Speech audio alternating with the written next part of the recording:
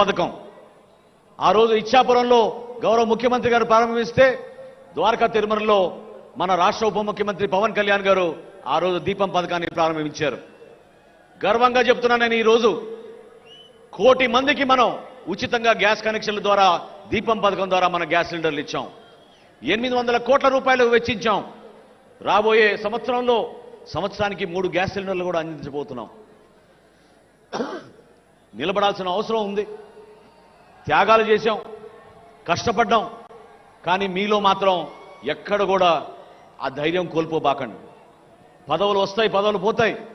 కొంతమందికి పదవులు రావచ్చు, కొంతమందికి పదవులు రాకపోవచ్చు. కానీ మీరు నిలబడింది పవన్ కళ్యాణ్ గారికి ఈ కష్టమైన ప్రస్థానంలో ఎప్పుడు ఎక్కడ ఏ సందర్భంలో సరే మేమున్నాం అన్నా మీతోటని నిలబడింది మన జన సైనికులు. వాళ్ళ గురించే మనం చేసుకునే ఈ సభ. ఆలోచిద్దాం.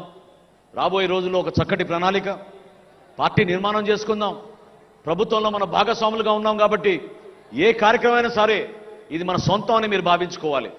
నేను మరొక్కసారి కోరుతున్నాను ఈ వేదిక ద్వారా మన జన సైనికుల్ని, వీర మహిళల్ని, మీరు దయచేసి ప్రభుత్వ అధికారులతోటి మీరు కలిసి పనిచేయండి. ఎవరైతే లబ్ధిదారులు ఉన్నారో ఆ లబ్ధిదారులు మీరు గుర్తించండి. వాళ్ళకి న్యాయం జరిగే విధంగా, వాళ్ళకి ప్రభుత్వ పథకాలు అందే విధంగా మీరు కూటమిలో మీరు ఆ బాధ్యత తీసుకోవాలి.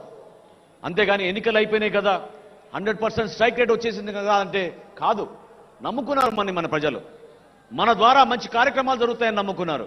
ఆ కార్యక్రమాలు మీరు నిలబెట్టండి. జనసేన పార్టీ ఎప్పుడు ప్రజల పక్షాన నిలబడుతుంది, ఎప్పుడు కూడా సామాన్యుల కోసమే నిలబడుతుంది. ప్రశ్నించే పార్టీ కాస్త ఈరోజు సమస్యల పరిష్కారం కోసం పార్టీగా మనం మారాం. నిలబడదాం మనం దానికోసం. ప్రతి గ్రామంలో కూడా మీరు కలిసి పనిచేయండి. ఏ వార్డులో కానీ, ఏ కార్పొరేటర్లు అయినా సరే, ఏ కౌన్సిలర్ అయినా సరే, ఏ ఎంపీటీసీ అయినా సరే మీరు చేయాల్సిన కార్యక్రమం ప్రజల కోసం. ఈ ప్రయాణంలో చాలామంది జన సైనికులు పాపం ఈరోజు ఇక్కడ ఉంటే ఎంతో ఆనందించేవాళ్ళు వాళ్ళ సభ చూసి. 463 జన సైనికులు వాళ్ళ ప్రాణాలు కోల్పోయారు. ఎంతో బాధ కలిగించింది.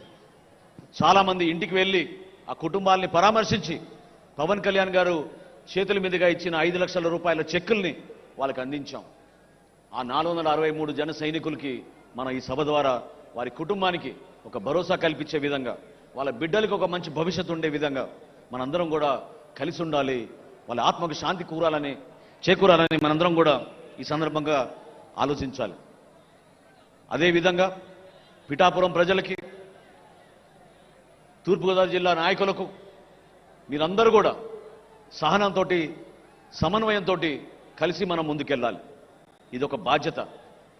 మనం ఏ అడుగు వేసినా కూడా అది పవన్ కళ్యాణ్ గారి పైన పడుతుంది. నిలబడదాం, ప్రజల కోసమే నిలబడదాం.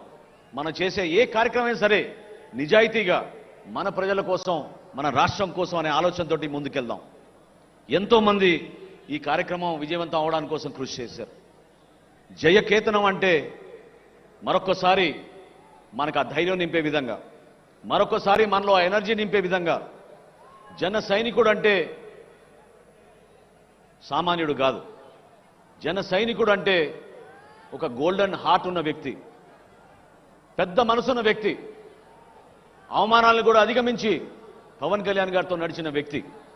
అటువంటి వ్యక్తుల్ని మన అందరం కూడా ఈ సందర్భంగా గౌరవించుకుంటూ, ఈ సభ నిర్వహణలో చాలామంది మన నాయకులు కష్టపడి పనిచేశారు. 14 కమిటీలు వేశాం. దాదాపు 500 మంది రాత్రింబగలు అహర్నిశలు కృషి చేశారు. వారందరికీ కూడా మనస్ఫూర్తిగా ధన్యవాదాలు. అదేవిధంగా మనం ఈరోజు ఈ స్థలంలో నిర్వహించుకుంటున్నామంటే ఆ స్థలదాత, వారి కుటుంబ సభ్యులకి